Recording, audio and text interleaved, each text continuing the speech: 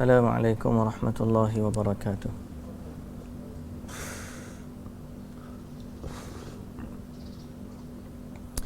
Bismillahirrahmanirrahim. Alhamdulillahi rabbil alamin, wassalatu wassalamu ala asyrafil anbiya'i wal mursalin, nabiyina Muhammadin wa ala alihi wa sahbihi ajma'in. Rabbi syrah li sadri wa yassir li amri wahlul 'uqdatan min lisani yafqahu qawli, amma ba'du. Muslimin dan muslimat, hadirin dan hadirat yang dirahmati Allah Subhanahu wa taala sekalian. Alhamdulillah, puji dan syukur bagi Allah Subhanahu wa taala. Selawat serta salam atas Nabi kita Muhammad sallallahu alaihi wasallam, juga atas ahli keluarga baginda, para sahabatnya dan para pengikutnya sehinggalah ke hari kiamat. Alhamdulillah. Hari ini kita diberi sekali lagi kesempatan oleh Allah bertemu dan berbicara tentang Al-Quran, iaitu menerusi kitab 40 hadis berkaitan dengan Al-Quran.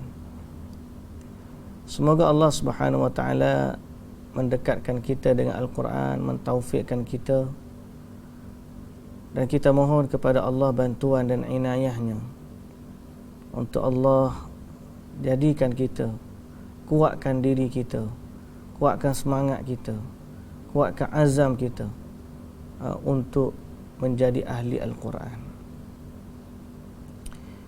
Muslimin dan muslimat yang dirahmati Allah, pada hari ini kita akan masuk kepada hadis yang ke-26. Kita akan masuk ke dalam atau masuk hadis yang ke-26 yang bawah tajuk memuliakan para penghafal Al-Quran dengan menghormatinya, tidak mencela atau menyakitinya. Hadis ni datang mengingatkan kita tentang kemuliaan ahli Quran. Jadi kita dalam bab kemuliaan orang yang menghafal Al-Quran. Kemuliaan orang yang menghafal Quran, baca dan hafal. Baca dan hafal. Bunyi senang ya tuan-tuan. Bunyi tu senang. Tapi nak dapat dia tu Allahu Akbar, bukan mudah. Nak dapat dia bukan mudah. Mudah bagi orang yang dimudahkan oleh Allah, dan payah bagi orang yang dipayahkan oleh Allah.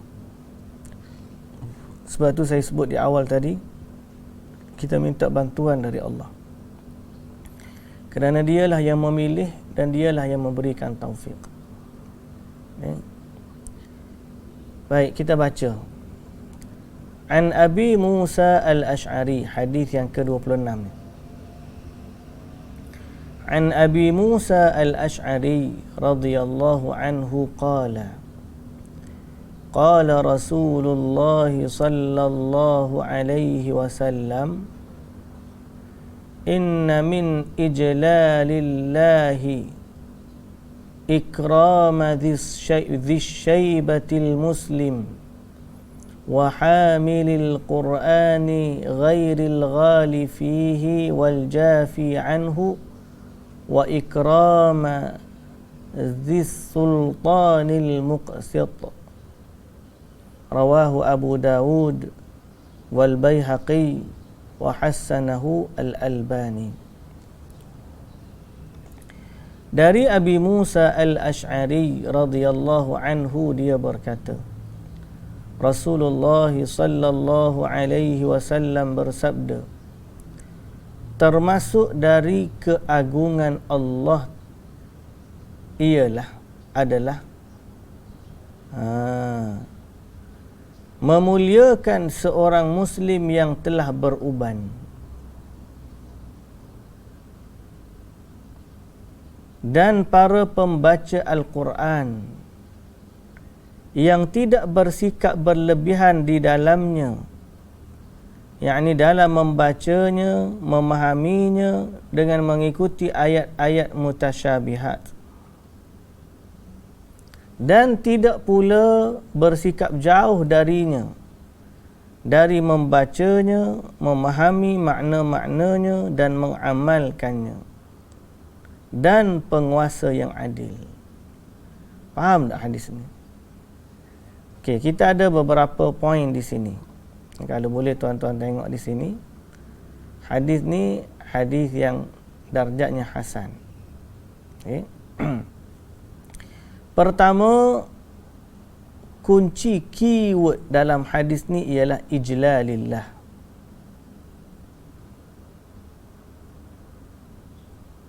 Ni keyword dia. Ijlalillah diterjemahkan di sini ialah keagungan Allah. Sedang keagungan ataupun ijlal adalah perbuatan mengagungkan. Bukan sekadar keagungan Allah. Allah ni memang dah agung dah. Tetapi termasuk dari sifat mengagungkan Allah. Mana kalau kita kata Allah tu agung, kita agungkan dia. Sebagaimana disebut kepada orang-orang Yahudi dan Nasrani, ni wa ma qadarullaha haqqa qadrih, mereka ni tidak mengagungkan Allah dengan sebenar-benar pengagungan. Jadi Allah tu memang dah agung. Macam soalnya macam mana kita mengagungkan dia?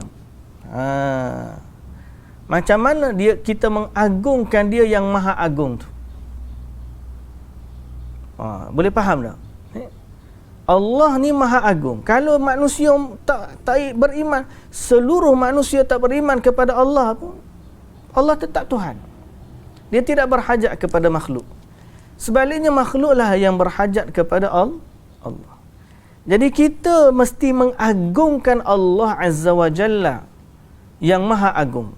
Bukan kerana Allah berhajat kepada kita dak, tetapi kita yang berhajat kepada kasih sayang Allah Subhanahu wa taala. Jadi bila kita agungkan Allah, maka Allah akan mengasihi kita. Itu makna ijlal. Ijlal makna termasuk dari mengagungkan Allah.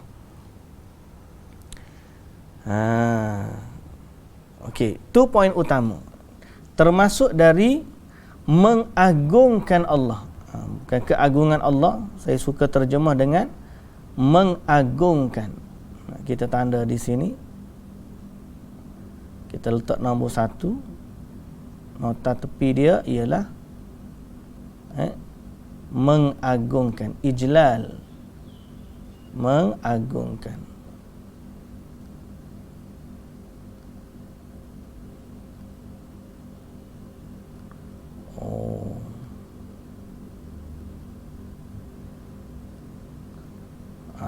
Itu dia, mengagungkan. Mengagungkan, okey. Ijlal maknanya mengagungkan. Nota tepi dia. So, macam mana cara kita mengagungkan Allah? Itu makna hadis ni termasuk dari cara-cara atau sifat orang yang mengagungkan Allah. Nabi SAW sebut ada 3 perkara. Okey, ada 3 perkara termasuk dari mengagungkan Allah Subhanahu wa taala. Ini yang pertama, nombor 1.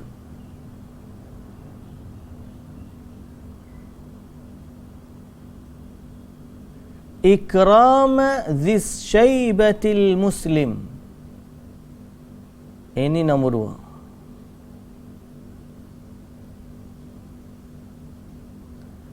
2. Wa hamilil Qur'ani ghairil ghali fihi wal jafi anhu. Dan ini nombor 3. Wa ikrami dhis sultanil muqsit. Okey, jadi termasuk dari mengagungkan Allah adalah pertama, di sini nombor 1.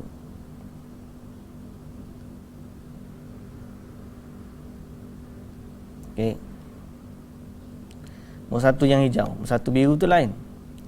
Memuliakan seorang muslim yang telah beruban. Zisyaibatil muslim. Maknanya kita memuliakan orang muslim yang tua. Dia dah lama dah beriman kepada Allah. Dia pun dah tua. Kita hormat dia kerana Allah. Mana itu termasuk dari perbuatan mengagungkan Allah. Bila kita memuliakan seorang tua muslim, makna sebenarnya kita bukan menghormati dia, tapi kita mengagungkan Allah Azza wa Jalla.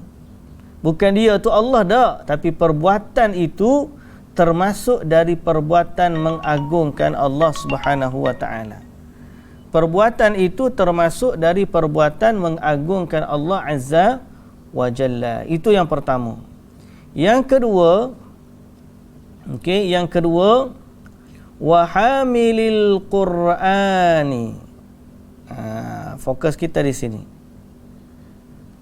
Dan yang kedua, memuliakan juga para pembaca Quran. Di sini pembaca. Pembaca. Namun yang sebenarnya pembaca ni ialah,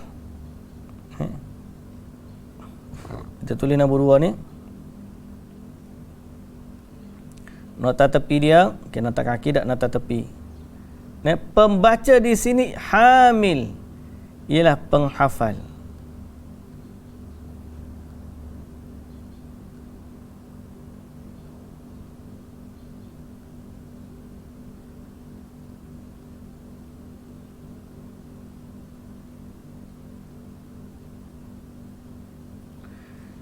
Sebab apa kita tak terjemah pembaca? Sebab asalnya di sini, kalau kita tengok nombor 2, bahasa lafaz hadis yang digunakan, yang Nabi SAW sebut ialah hamili. Nombor 2 ni, hamili. Hamil ni, orang yang hamil, orang hamil. Macam mana orang hamil? Wanita yang hamil, maksud hamil apa? Mana dia, dalam dia tu ada baby. Itu hamil. Kalau pembaca dalam bahasa Arab sebenarnya qari. Qari ni pembaca, qari. Iqra, bacalah. Bila qari, mana yang membaca. Hamil lain daripada qari. Hamil ialah orang yang membawa Quran tu dalam dirinya. Apa maksud orang yang membawa Quran dalam diri dia? Ialah orang yang hamil, makna dia ada Quran di dalam dirinya, hafal Quran. Jadi termasuk dari memuliakan Allah ialah kita memuliakan ahli Quran. Sebab ahli Quran ni dia jaga kalam Allah, maka kita muliakan orang yang jaga kalam Allah ni. Termasuk dari mengagungkan Allah. Jadi orang ni, apa kerja dia? Dia ni hamilul Quran, dia bawa Quran, tuan-tuan. Dalam diri dia ada Quran. Dalam diri dia ada 30 juzuk Al-Quran. Dia senantiasa baca, dia beramal dengannya. Hamilul Quran, dipanggil dia hamilul Quran. Orang yang hamil. Kita ni hamil juga perut buncit ya. Hamil kita dia panggil pregnancy without delivery. Perut duk mengandung je, beranaknya tidak. Pasal apa? Banyak makan. Kalau orang perempuan, dia mengandung, dia makan. Dia mengandung, dia melahirkan. Kalau lelaki ni mengandung tak lahir-lahir. Pasal apa? Pregnancy without delivery. Delivery. Pasal apa? Perut dia besar. Apa yang dia bawa? Dia bawa perut dia. Tapi ada lagi hamil yang lain, iaitu hamilil Quran. Orang yang bawa Quran dalam diri dia. Quran duduk di dalam dada dia. Quran senantiasa dibacakan dari bibirnya. Allahu Akbar. Nikmatnya lah. Nikmatnya tuan-tuan. Macam mana kita ni? Banyak kita ni sibuk dengan benda lain. Kita sibuk dengan benda lain. Allah dah bagi pun kat kita, kadang-kadang Allah dah bagi dah kat kita. Tapi iyalah, kita masih lagi tidak mengendahkannya. Jadi kemuliaan orang yang hamil Quran ni, Allah Azza wa Jalla memuliakan dia. Sehingga siapa-siapa yang beriman kepada Allah, seandainya dia mengagungkan Allah, maka dia kena agungkan orang yang bawa kalam Allah.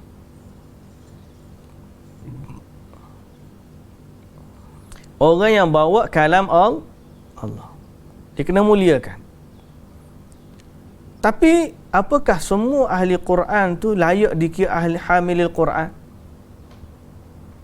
Apakah semua orang yang hafal Quran layak untuk digelar hamilil Quran? Kita tengok ke zaman lah ni, ada seorang tu, dia masa dia kita dah buat sembang-sembang, dia kata, saya ustaz, tahulah saya tengok budak-budak ngapa Quran ni, saya tak minat tengok. Dia kata gitu.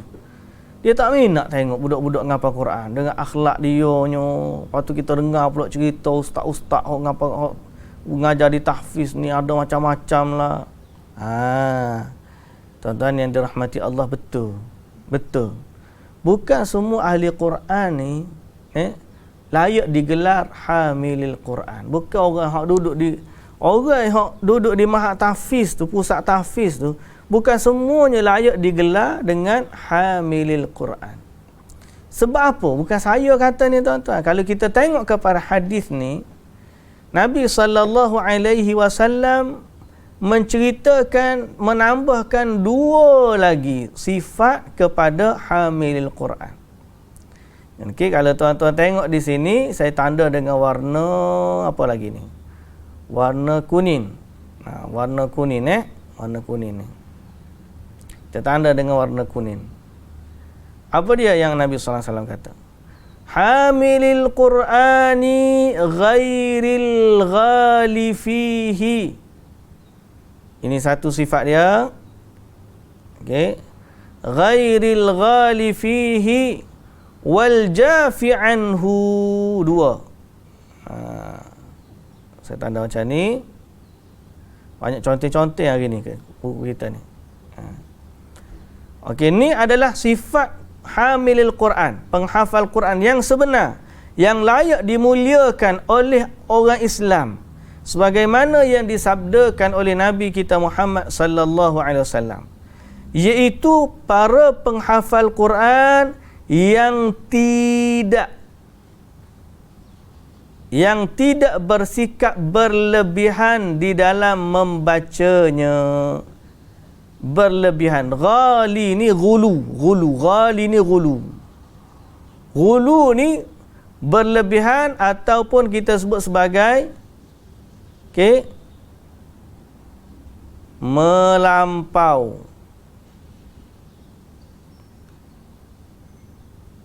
Nampak kau kuning? Tak berapa nampak lah. Saya kena tukar. Kita tukar warna merah. Nampak sikit. Okey. Ni pun kita padam ini. Okey. Warna merah baru tu nampak. Okey.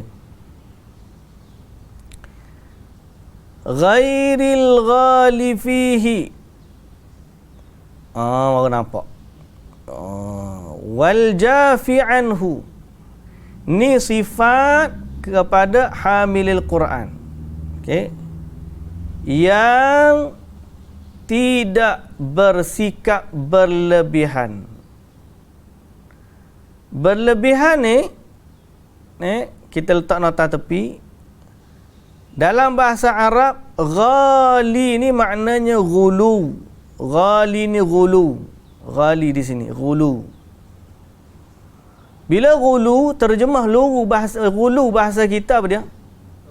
Melampau. Tidak melampau. Jadi ahli Quran dia tidak boleh melampau. Apa maksud ahli Quran yang melampau? Ada juga rupanya ahli Quran yang melampau. Yang melampau yakni melampau dalam membacanya dan melampau dalam memahaminya dengan mengikuti ayat-ayat mutasyabihat. Ni terjemahan kepada hadis ni oleh penterjemah. Okey. kita baca dulu, pasal saya akan syarahkan di bawah nanti. Dan tidak pula yang tidak melampau sifat hamil Quran, dan tidak pula bersikap jauh darinya.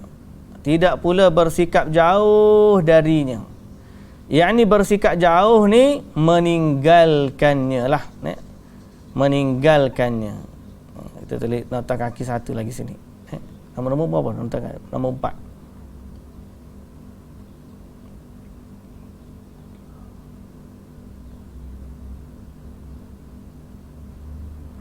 Yang bersikap jauh darinya, yakni nombor 4, meninggalkannya.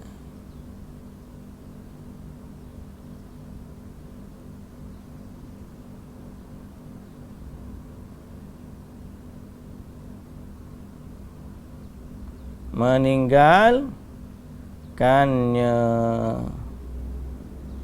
Okey.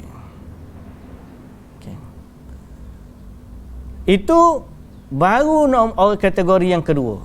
Kategori yang kedua daripada nombor daripada yang hijau ni. Nombor 1, nombor 2. Okey, nombor 1 dan nombor 2. Maknanya termasuk memuliakan Allah ialah satu, memuliakan orang tua yang muslim. Yang kedua, memuliakan ahli Quran.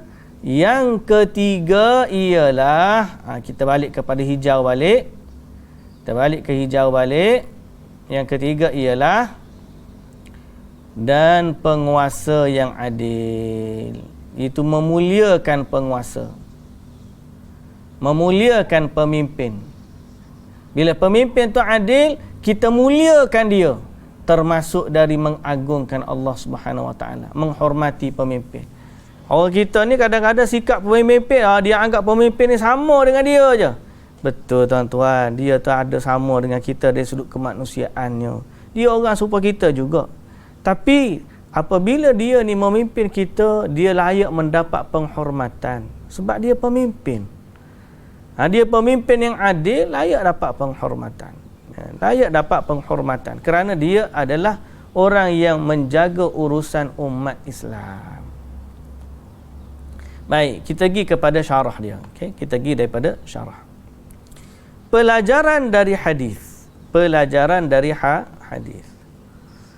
Hadis ini memberikan anjuran untuk memuliakan dan menghargai para ahli Al-Quran dan mendahulukannya dari yang lainnya, dan juga seorang yang tua, maka wajib untuk menghormatinya, menghargainya, memuliakannya dan menghormatinya kerana umurnya. Jadi hadis ni memberi anjuran untuk memuliakan 3 golongan lah. Dia sebut sini 1 ahli Quran, 2 orang tua, dan yang ketiga kita tambah di sini dan pemimpin yang adil.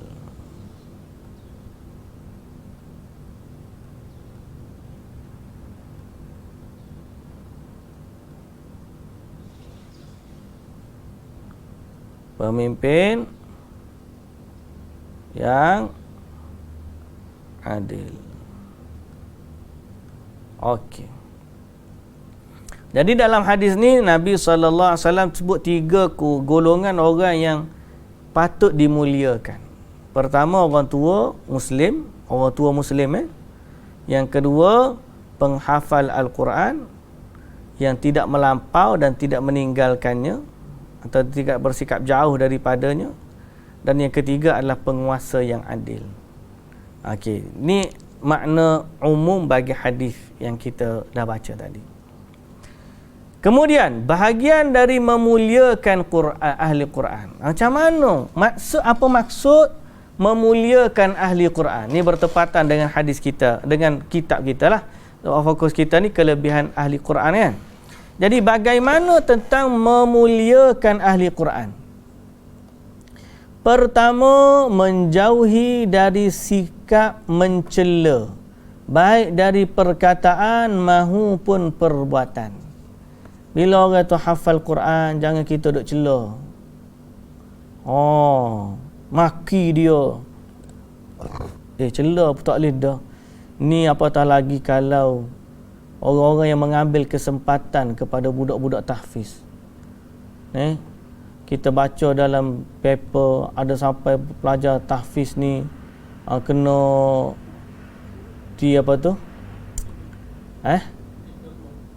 kutip derma tu tak lagi. Hak kita maksudkan sekarang ni ialah orang yang mencabul mencabul. Budak-budak tahfiz kan kadang-kadang kita baca dengar cerita LGBT dia ni jadi guru tahfiz. Lepas tu dia pergi nanya kepada budak-budak tahfiz pula. Ni berat benar lah. Dah lah benda tu kalau buat dengan orang lain pun dilaknat dah. Tiba-tiba dia pergi bantai budak-budak hafal Quran. Lagilah paruk. Jauhilah perbuatan itu. Para guru Al-Quran, para orang awam, orang-orang yang beriman, bila dia tengok orang hafal Quran, patutnya dia jauhi dari sifat mencela, baik dari perkataan maupun perbuatan. Jangan bercakap terhadap mereka perkataan yang mencela, dan jangan buat terhadap mereka perbuatan yang tercela. Jangan buat. Ahli Quran ni bila dia hafal Quran, itu hormat kat dia, hormat sayang kat dia. Pasal apa? Dia ni orang yang jaga kalam Allah. Orang yang jaga kalam Allah. Yang kedua, memerangi siapa yang memeranginya dengan cara yang baik. Mana kalau tiba-tiba ada orang ni berperang dengan ahli Quran, melawan ahli Quran, buat naya, buat zalim kepada ahli Quran, maka kita kena turut memerangi orang tersebut kerana sayangnya kita kepada ahli Quran. Yang penting bila kita tengok ahli Quran tu berada di pihak yang benar lah. Maknanya kalau dia ni berada di pihak yang salah, dia pula buat perkara yang tak betul, maka terkeluarlah dia daripada sifat tadilah, sifat ahli Quran yang sebenar tu. Okey? Sifat ahli Quran yang sebenar tu. Yang ketiga, memerhatikan keadaannya, keluarganya, serta membantu orang fakir dari mereka. Oh, dahsyat ni tuan-tuan. Kita kena tengok keadaan dia tu macam mana. Kita kena tengok keadaan dia tu macam mana. Kalau dia susah, bantu dia. Keluarga dia macam mana? Bantu. Kalau dia fakir, bantulah mereka. Ni antara memuliakan ahli Quran. Ramalan ni dia tengok ahli Quran ni biasa je, tak ada apa pun. Dia tengok budak-budak ahli Quran ni macam penyeri majlis. Ada majlis qasidah pergi panggil budak tahfiz tu, marilah duk ya hanana. Duk main budak ni buat macam hiburan dia. Time dia kenduri, panggillah budak tahfiz tu mari baca doa selamat sikit. Panggillah, datanglah budak-budak tu mari. Lepas pada tu, dia pun balik, tak ada apa. Bagilah duit RM10 seorang. Padahal, dia tak tengok keluarga dia hidup macam mana. Dia nak belajar macam mana. Yuran dia terbela ke tidak. Ada setengah guru budak-budak tahfiz ni tak boleh bayar yuran sekolah. Fakirnya. Maka orang macam ni, bantu mereka. Itu termasuk dari memuliakan ahli Quran. Nak buat sekolah, kita buat sekolah, cerita buat sekolah pula. Betul dah. Kita ni orang nak buat sekolah tahfiz pun, Allahu Akbar lah, ni kadang-kadang kena minta derma. Malu muka nak minta derma. Pasal apa? Saya ni nak buat sekolah tahfiz ni, begini. Malu pula. Jadi macam kena budak ni minta sedekah pula budak tahfiz. Patutnya kita pergi cari, Ustaz ada buat tahfiz ni, macam mana saya boleh bantu? Patut gitu. Kita tanya. Pasal apa? Nak memerhatikan keadaan ahli Quran. Ada seorang parent. Parent ni, dia ada anak dia mak tahfiz. Setiap kali pergi ziarah anak dia akan bawa, tuan-tuan apa? Dia bawa baldi, dia bawa cuci tandas. Dia tengok tandas kotor, dia pergi cuci. Dia kata apa? Orang-orang ngapa Quran ni kena guna tandas yang bersih. Dia nak suruh didik dalam masa yang sama, bukan dia ajar saja, dia pergi cuci. Kata, ya Allah, hebatnya orang macam ni. Dia ni siapa sanggup basuh tandas mak tahfiz. Catulah sekali, basuh tandas tahfiz. Kenapa? Kerana dia rasa orang dia nak jaga budak-budak ngapal Quran. Apatah lagi kalau pergi tengok soal makan minum dia, pakaian dia, tempat tinggal dia, lagilah banyak memuliakan ahli Quran. Tapi kena tengoklah, bukan semua mak tahfiz tu. Bila kita tengok mak tahfiz ni, budak-budak dia bukan ngapal Quran pun, duk main bergendang ya, duk menasyid ya, duk qasidah je, ngapal Quran tak ingat. Maka tempat lagu tu baik tak payahlah. Sebab dia sifat hamilul Quran yang kita sebut di awal tadi, kita kena cari yang tu, yang tidak melampau dan tidak meninggalkan. Melampau ni dah melampau-lampau dalam membacanya. Dan sudah melampau dalam membacanya, maknanya dia bukan tujuan untuk membaca dengan betul, bukan nak jadi imam dan sebagainya, tapi boleh jadi dengan maksud-maksud yang lain. Sampai nak baca pun jadi susah dan seumpama. Meninggalnya pula Allah tak ada. Duk galik, duk main qasidah je banyak. Budak ngapal Quran tak ingat. Yang ni kalau boleh kena tengok jugalah. Tengok jugalah. Zaman kita ni macam-macam. Orang buat mak tahfiz ni macam-macam. Ni ada orang tahfiz ni aksesori. Maknanya dia orang lain buat sekolah, dia buat sekolah juga nak ngajar tahfiz. Tapi tak ada kepakaran dan sebagainya, akhirnya budak-budak jadi mangsa eksperimen. Tu kena jaga-jaga jugalah. Wallahu ta'ala alam. Payah sebenarnya. Sebab tu memuliakan ahli Quran ni penting. Kalau ada yang bantu dari sudut kepakaran, bagus juga. Dia perhati mak tahfiz ni mati ni, macam mana kita nak bantu. Banyak di luar sana mak tahfiz yang terbengkalai, tuan-tuan. Banyak mak tahfiz yang terbengkalai. Pasal apa? Tidak ada pengurus yang baik. Tidak ada dana yang berterusan. Tidak ada macam-macam lah. Tapi pilihlah mak tahfiz yang betul-betul kita rasa pencapaian dia bagus, akhlak budak-budak dia okey dan sebagainya, maka bantulah. Bantulah. Yang seterusnya termasuk memuliakan ahli Quran ialah mendahulukannya dalam perkumpulan sesuai dengan ilmu dan usia, seperti yang dilakukan oleh Umar radhiyallahu anhu ketika memasukkan Ibnu Abbas radhiyallahu anhuma bersama para orang tua di perang Badar. Jadi mendahulukan dia. Sampai bila mendahulukan ni? Sampai masuk kubur pun.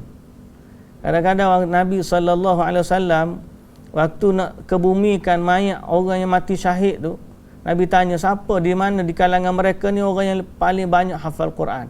Maka dia didahulukan. Sampai begitu. Mana kalau kita ni nak apa tu bagi makanan, kita tanya dulu siapa dia dalam macam-macam ramai-ramai ni hafal Quran. Bagi dia dulu. Dahsyat tuan-tuan. Boleh apa kita buat lagu tu? Orang Saudi, minta maaf lah saya sebut ni, bukan nak sebut orang Saudi juga. Tapi oleh kerana kita duduk dalam environment tu kan, saya tak kata semua orang Saudi tu begitu belaka, tapi ni pengalaman saya. Pengalaman saya. Pertama, bila kita naik teksi daripada universiti nak pergi Masjid Nabawi, tiba-tiba kita tak ada duit tambang, tak ada duit kecil. Bila dia tengok kita ni belajar agama, dia kata tak apalah, kamu pergilah, tak payah bayar, doakan aku. Mana dia dari sudut memuliakan tu begitu. Kemudian dalam satu hari, waktu kita orang nak pergi temuduga bersabit dengan apa tu urusan ataupun Arab Saudi lah. Jadi bila syekh tu dia datang, dia tanya dulu, siapa ramai-ramai ni hafal Quran?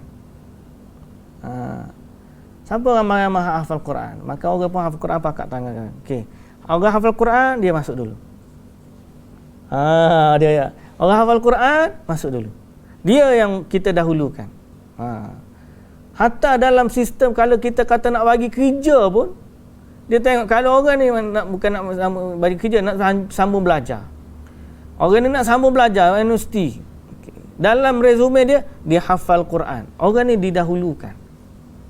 Pasal apa? Sebab memuliakan ahli Quran. Pak kita tak ada lagi lagu tu. Nak minta kerja. Tak ada kelebihan hafal Quran dengan tak hafal Quran. Usahakan setakat tu tuan-tuan.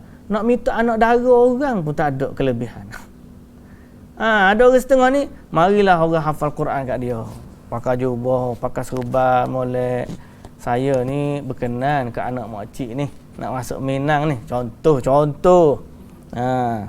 Mari seorang lagi kan, saya pun berkenan juga ke anak makcik ni. Awak ni kerja gapo? Hafal Quran tu tak ada. Saya ni ngajar Quran je. Duduk kampung ngajar Quran. Adalah sikit-sikit kerja-kerja luar tu sambil-sambil ngajar Quran. Buat jugalah jualan-jualan. Buat kerja-kerja sikit, kerja kampung. Ada jugalah kadang-kadang ngajar Quran kat masjid, ngajar Quran rumah-rumah. Jawapan dia macam tu. Seorang lagi ni macam, saya makcik eksekutif di sebuah syarikat multinational. Contohlah. Ni begini.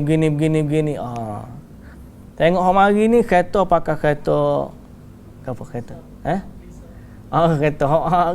Pakai kereta. Mari kereta kelisa buruk beg kereta dak. Seorang ni mari kereta. Jangan dia mari kereta kereta Merc lah, baik mungkin Honda Civic ke. Dia pun tengok ginilah. Anak makcik ni dia ngaji tinggi. Kalau nak duduk kampung tu dia tak berapa sesuai boleh jadi. Tak apalah dulu dah. Nanti kalau ada orang lain kat betul untuk sementara ni dia belum bersedia lagi. Dia nak sambung belajar. Ayat berlapik lah. Nak ayatnya tak boleh, tak sewi kamu ke kamu lah. Tapi kalau orang tu minta, okey, ni boleh dah kali anak makcik boleh belajar pun okey kau bolehlah tangguh anak makcik belajar retek. Contoh je tu tuan-tuan. Tapi nak sebutnya apa? Hatta dalam isu jodoh sekalipun kadang-kadang orang kita tidak memuliakan ahli Quran. Kerja pun apatah lagi. Jadi sebab tu termasuk dari memuliakan Allah ialah mengagungkan Allah ialah memuliakan ahli Quran. Tapi kalau dia tengok rupa dia pun kita tak berkenan, akhlak dia pun kasar, tapi dia hafal Quran. Yang tu tepuk dada tanyalah, bukan mestinya kita nak apa tu. Kalau kita tolak dia disebabkan akhlak yang buruk, disebabkan ketidakserasian, yang tu cerita lain lah. Tapi kalau kita ni anggap dia ni tak boleh cari makan, dia ni dari sudut agama tak ada masalah. Agama TikTok okey, tapi kita ada masalah dari sudut mata pencarian dia, dari sudut status dia. Sedangkan dia ahli Quran. Insya-Allah Allah jaga, insya-Allah Allah jaga. Baik, muslimin dan muslimat yang dirahmati Allah. Jadi itu termasuk bahagian memuliakan ahli Quran, memuliakan ahli Quran. Kalau dia makan pun kita jemput dia makanlah elok-elok tuan-tuan. Ada setengah gak orang pergi budak-budak dah lah rumah anak yatim, tahfiz lagi. Pergi duduk majlis tu gak Allah, buat penyeri majlis duduk tunggu lapar budak-budak tahfiz ni. Nak habis majlis ni. Lepas lapar tu gak marilah panggil budak-budak yatim ni, budak hafiz Quran ni baca doa dan sebagainya. Lepas tu kita pun ambil gambar majlis makan bersama dengan 40 orang pelajar tahfiz. Kita nak populariti je. Masa majlis tu budak-budak tu tidak diendah. Kita doa pecah payah macam tu, macam-macam orang kita ni. Pasal apa?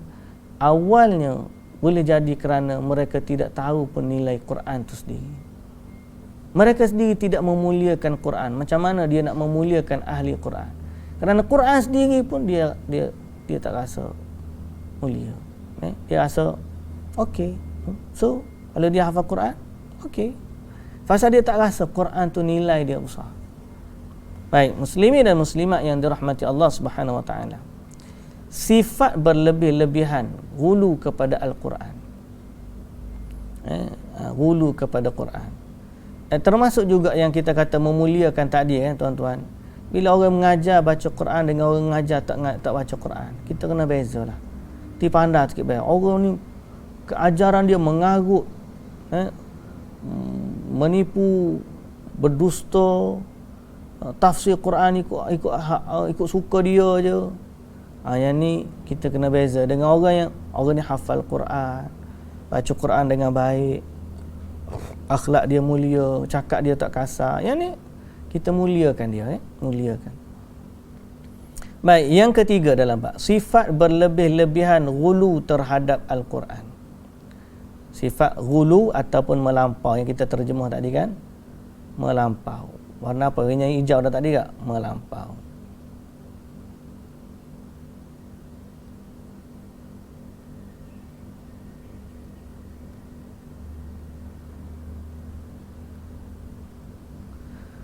Berlebih-lebihan kepada Quran macam mana? Pertama, mengerjakan kandungan Al-Quran tetapi meninggalkan sunnah Rasulullah sallallahu alaihi wasallam. Makna dia buat amal ni melampau lebih daripada hak Nabi sallallahu alaihi wasallam suruh. Dalam surah Al-Hasyr ayat 7 Allah Subhanahu wa taala mengingatkan, wa ma ataakumur rasulu fakhudhuhu wa ma nahakum anhu fantahu. Dan apa yang diberikan Rasul kepadamu, terimalah dia. Apa yang dilarang bagimu, tinggalkanlah dia. Maknanya kita ahli Quran ni, orang yang hamilul Quran patutlah juga orang yang mencintai sunnah. Pasal apa? Dalam Quran Allah Ta'ala suruh kita ikut sunnah, ikut Rasul. Mana ahli Quran yang sebenar, dia akan mencintai sunnah Nabi sallallahu alaihi wasallam. Okey? Melampau juga sifat dia, meninggalkan pengajaran kerana keterlambatan gaji atau upah. Ahli Quran jangan melampau. Maknanya betul dia dapat upah bila dia mengajar. Tapi jangan sampai bila tak dapat upah dia tak mengajar. Meninggalkan kerana terlambat bayar gaji atau terlambat upah. Seolah-olah nampak dia mengajar selama ni nak gaji je. Betul kita kata boleh ambil, tapi andai kata terlambat ke, andai kata macam mana lah, macam-macam ada kesalahan, kekurangan, kesilapan berdekat pengurusan, jangan tinggalkan pengajaran. Bersabarlah, insya-Allah Allah ganti. Tapi kalau dah lama-lama cari tahfil lain lah. Ngajar juga, cuma tidak situ. Pasal apa? Situ tu nanggak kau tak bayar gaji langsung. Yang ni penganjur tu, majikan tu kena memuliakan ahli Quran. Jangan ada bayar lewat gaji ahli Quran. Bagilah pada dia sagah hati dia. Zaman dulu orang berebut nak bui. Zaman dulu kalau kita pergi ngaji, betul orang zaman dulu dia susah. Orang zaman dulu ni dia susah tapi dia tak bakhil. Ahli Quran ngaji Quran, mari pisang lah, puluk lah, kadang-kadang buah lah, macam-macam dia bagi ke ustaz dia. Zaman lah ni demand, kena kelas 2 kali seminggu, setiap kali hari kena 2 jam. Lepas tu saya nak bayar sebulan 300. Sebulan 300, 2 kali seminggu, 1 kelas 2 jam. Macam mana tuan-tuan? 1 kelas 2 jam. 2 kali seminggu, 4 jam seminggu. Kali dengan 4 minggu. Kali dengan 4 minggu, berapa dah? 4 kali 4, 16. Saya kata tak apalah, saya nak bayar 300, banyak dah tu. Ada setengah tu, kena ikhlas je lah, bayar RM80 je. Ustaz tak boleh main banyak-banyak, dia kena ikhlas. Ya ilaha illallah, la ilaha illallah. Jangan. Kita takut kita termasuk dari orang yang tidak memuliakan ahli Quran. Orang lain boleh bayar gaji ribu-ribu. Tiba-tiba orang ngajar Quran, dia bagi suruh bayar dengan ikhlas. Soal ikhlas tu nombor 2 tuan-tuan. Itu bukan milik kita, itu milik dia dengan Allah. Kalau dia ikhlas, tak ada gaji ke, ada gaji ke, itu antara dia dengan Allah. Itu bukan. Soalnya sekarang kita menghormati dia. Kita memberikan yang sepatutnya. Soal gaji, soal kemuliaan, soal kedudukan, soal macam-macam lah. Okay? Jadi, Ini termasuk daripada berlebihan daripada penghafal Quran yang kemudian meninggalkan perkumpulan harakat dikarenakan beberapa sebab. Dia tinggalkan halakat, tak buat kelas lah. Tak buat kelas disebabkan beberapa sebab. Sebab atau antipati jauh dari Quran. Meninggalkan amalan-amalan yang diperintahkan Al-Quran, mengabaikan dalam membaca Quran. Jadi ni yang jauh, yang jauh. Jadi hamil Quran tidak boleh melampau dan tidak boleh jauh. Melampau kita dah sebut tadi. Jauh ni pula maknanya dia menghafal Quran tapi dia sendiri tidak mengamalkan Quran. Yang ni maknanya dia juga tidak layak dimuliakan. Baik, ulasan. Ibnul Qayyim rahimahullah mengatakan bahawa ada beberapa sifat mengabaikan Al-Quran. Pertama, mengabaikan dalam membacanya. Yang kedua, mengabaikan amalan-amalan dalam Quran. Yang ni tak buat apa yang Quran suruh. Yang ketiga, mengabaikan hukum dan berhukum dengan hukum Al-Quran. Jadi yang ketiga, dia abaikan hukum Quran, dia tak nak berhukum dengan hukum Quran. Logik ke? Tiba-tiba orang yang hafal Quran, tiba bab faraid, dia tak nak bagi ikut faraid. Orang ni dipanggil orang yang mengabaikan Quran.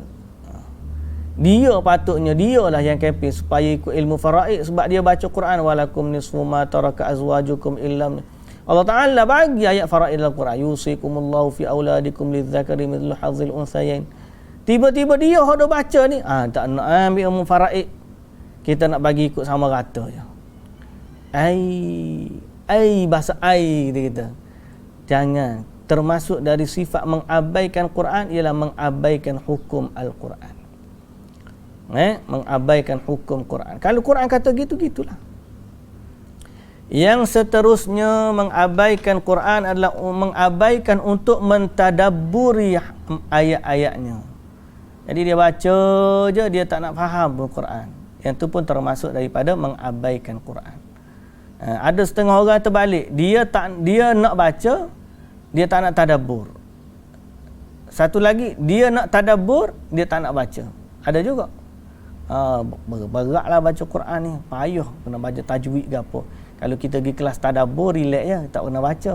Dengar je ustaz tulis, okey, beres. Jadi tak boleh, dua-dua tu kena seiring.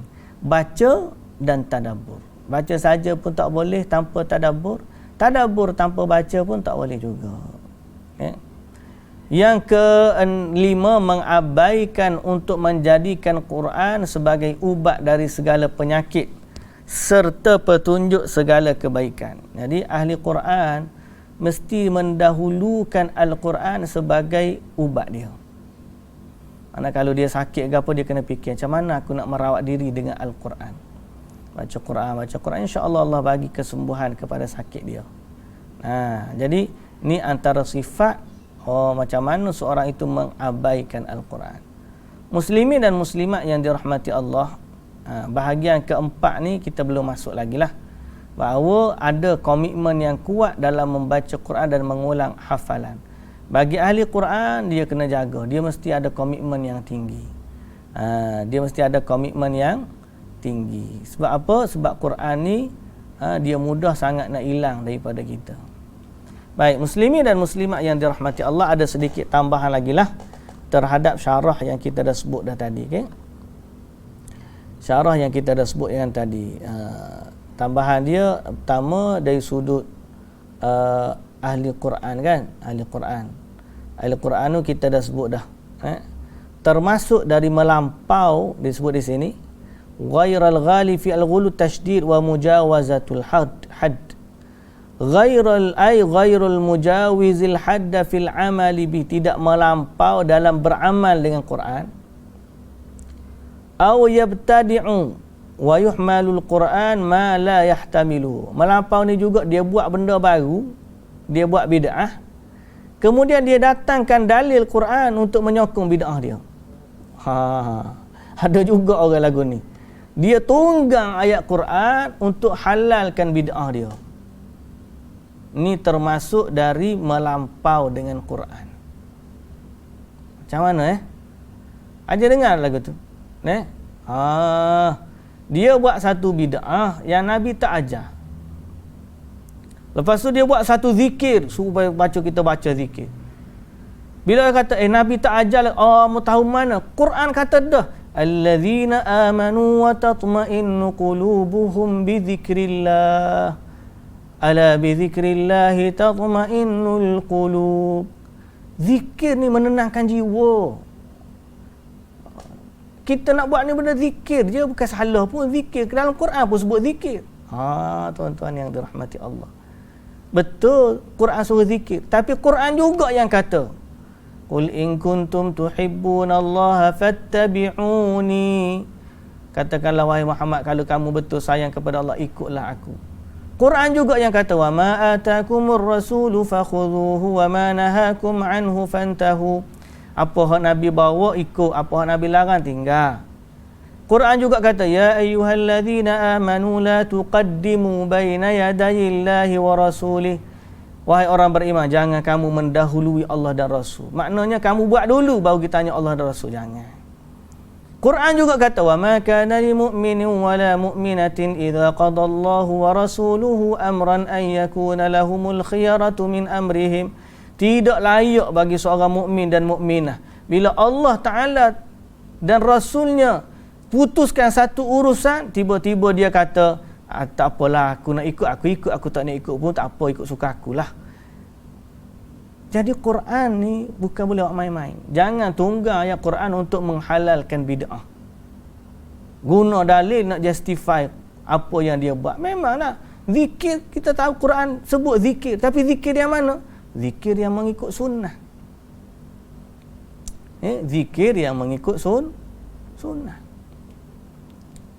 Doa, bila kita kata jangan doa di kubur, kita kata jangan doa kepada selain daripada Allah. Dia kata kita bukan doa kepada selain Allah, kita begini-begini, kita guna dalil. Mari dalil. Apa tu? Wa idza sa'alaka ibadi anni fa inni qarib. Dalil dengan dalil-dalil orang-orang soleh dan sebagainya. Padahal Quran sendiri larang kita untuk berdoa kepada selain Allah. Jadi antara yang melampau dengan Quran ialah dia mempergunakan Quran, ayat-ayat Quran untuk memenuhi pandangan hawa nafsunya. Untuk memenuhi pandangan hawa nafsu. Jangan kita jadikan Quran ni dalil yang nak justify apa yang kita buat. Sebaliknya, kita kena dahulukan ayat-ayat Quran. Apa yang Quran kata kita ikut, apa yang Quran larang kita tinggal. Boleh? Termasuk juga melampau, disebut di sini melampau aghali fi hududi qiraatihi wa makharij hurufi. Melampau dalam bacaannya dan makhrajnya. Juga tidak digalakkanlah, tidak dibolehkan untuk kita melampau dalam membaca. Wal jafi anhu. Jafi ni yang kita kata tu orang yang meninggalkan Quran. Al jafa an yatrukahu ba'dama alimahu. Dia tinggalkan beramal dengan Quran setelah dia tahu. Wala siyama, lebih-lebih lagi idza kana nasiyahu, kalau dia lupa pula Quran, dia tinggal sampai dia lupa Quran. Jadi ahli Quran dia ni CJ je.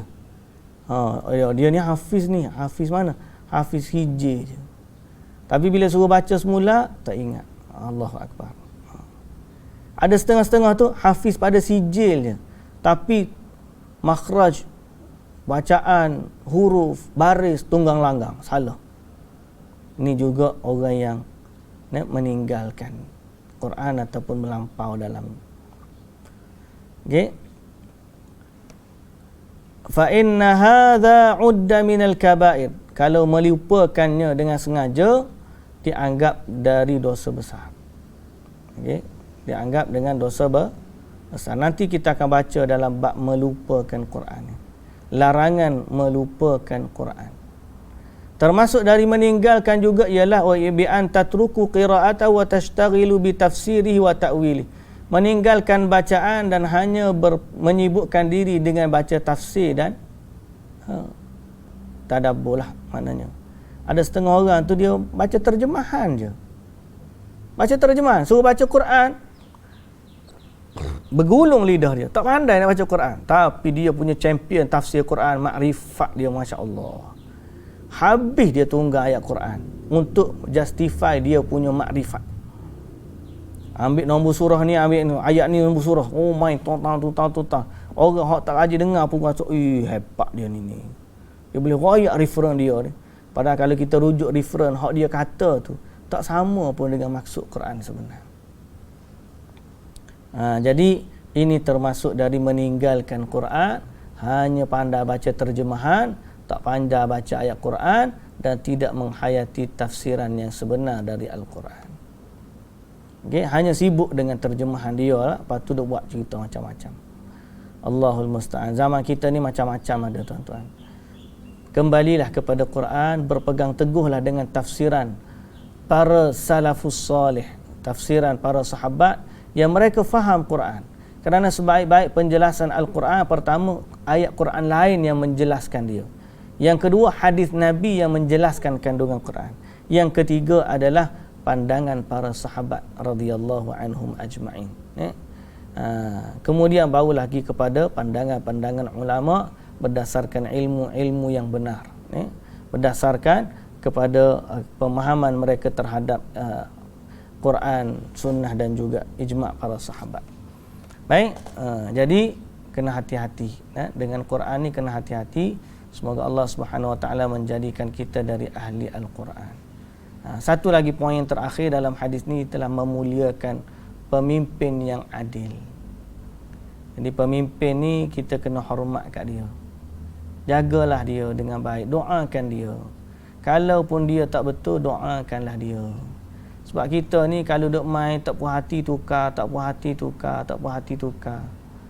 Benda yang sama lah. Hari ni kita komplain, kenapalah kerajaan hari ni bagi kepada Dong Zong 50 juta. Kan? Inilah dia kerajaan Melayu Islam gini binduk dengan kami. Siapa hak duduk suka sangat jatuhkan? Pemimpin dulu, kalau dia tak nak bagi, kamu komplain macam-macam pula. Hak lain. Jatuh pemimpin tu, mari pemimpin ni mau komplain lagi. Kamu jatuh pemimpin, mari komplain lagi. Tak habis-habis. Dah kalau dulu benda ni baik, dia tak bagi, kenapa kamu dulu jatuhkan dia? Maknanya apa? Kita ni kalau duk main tukar pemimpin serupa tukar baju, habislah. Sebaliknya, kalau kita tengok ada pemimpin yang adil, sikit sebanyak tu kekurangan manusia tu, betul lah. Hormatilah dia, doakanlah dia kepada kebaikan dan sebagainya. Kalaulah dia tak berlaku sepatutnya, sabarlah. Semoga Allah Ta'ala memberikan cahaya di hujung terowong untuk kita menjalani kehidupan sebaik-baiknya sebagai seorang Muslim. Yang pentinglah ni kita boleh baca Quran, kita boleh solat 5 waktu di masjid, kita boleh sedekah, boleh jaga anak yatim, boleh macam-macam lah. Boleh zikir, boleh duduk iktikaf di masjid, boleh berpuasa Ramadan. Nak apa lagi? Boleh berniaga, makan minum pun cukup, alhamdulillah. Tidak kebuluran lah maknanya. Lapar tu ada lah, mungkin kenyang tu tidak. Cuma nak kata kebuluran tu, Allah, kita ni banyak sangat makanan. Hujan pun turun, daun-daun pokok kering, buah-buah kayu pun ada. Orang yang muhsinin, orang yang baik hati pun ramai. Negara kita yang tidak pernah kena ribut, tak pernah kena gempa bumi. Nikmat yang banyak dah, alhamdulillah, alhamdulillah, alhamdulillah. Jangan lagi kerana mudahnya kita untuk tak puas hati dengan orang tu orang ni menyebabkan Allah tarik nikmat. Ingat, andai kata kita ada pemimpin yang muqsit, yang adil. Sebagai contoh, kita lah ni memiliki para sultan. Sultan ni tak nampak sangat dia punya tu, jadi muliakanlah mereka. Mudah-mudahan Allah Ta'ala memberikan taufik kepada mereka untuk memimpin kita dengan sebaik-baiknya. Adapun pilihan raya ni tukar ganti, orang duk cerita buruk situ, buruk sini. Allahul Musta'an, Allahul Musta'an. Semoga Allah Ta'ala mengampunkan dosa-dosa kita semua, dan memberikan kepada kita pemimpin yang baik, insya-Allah. Doalah banyak-banyak. Saya bukan nak suruh sokong siapa-siapa, tapi kita sebagai seorang Muslim, bila ada orang memimpin kita dengan baik, maka sayangilah dia. Dan janganlah kita hanya tengok satu angle sudut ni je, kita lupa kepada angle yang lain. Wallahu ta'ala alam. Subhanakallahumma wa bihamdika, asyhadu an la ilaha illa anta, astaghfiruka wa atubu ilaik. Jadi insya-Allah kita akan sambung pada bahagian yang keempat ni, dalam bab komitmen yang kuat dalam membaca Quran dan mengulang hafalan, pada hadis yang ke-27. So kita tanda di sini. Okey.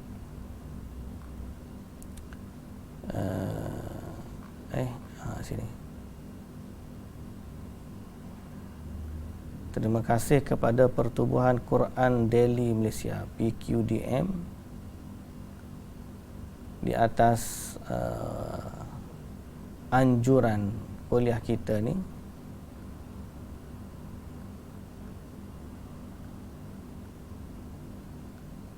Siri ke?